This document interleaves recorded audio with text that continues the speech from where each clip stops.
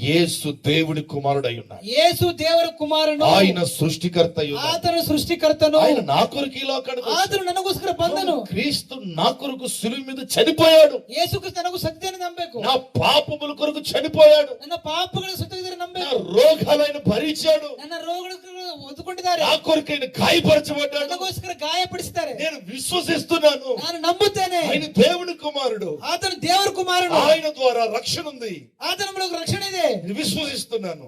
ನಾನು ನಂಬುತ್ತೇನೆ. కేవలం విశ్వాసం. ನಾನು ನಂಬುತ್ತೇನೆ, ವಿಶ್ವಾಸ ಮಾಡುತ್ತೇನೆ. విశ్వాసం మాత్రమే విశ్వాಸ ఇರಬೇಕು. నిన్ను నీతివంతునిగా మార్చేస్తుంది. ఆ విశ్వాసం నిన్ను నీతివంతನಾಗಿ ಮಾಡುತ್ತದೆ. పరిశుద్ధునిగా మార్చేస్తుంది. పరిశుద్ధನಾಗಿ నీ ಮಾಡುತ್ತದೆ. పాపము నుండి నిన్ను విమోచిస్తుంది. నిన్న పాపದ ಬಿಡುಗಡೆ ಕೊಡುತ್ತೆ. నిన్ను తిరిగి దేవుని కుమారుడిగా మార్చేస్తుంది. నిన్ను తిరిగి దేవರ కుమారನಾಗಿ ಮಾಡುತ್ತದೆ. నిన్ను దేవునితో కలిపేస్తుంది. ನಮ್ಮನ್ನು ದೇವರಿಂದ ಕೂಡಿಸುತ್ತದೆ. కేవలం విశ్వాసం మాత్రమే. కేవలం ನಂಬುವುದರಿಂದ. హల్లెలూయా. హల్లెలూయా.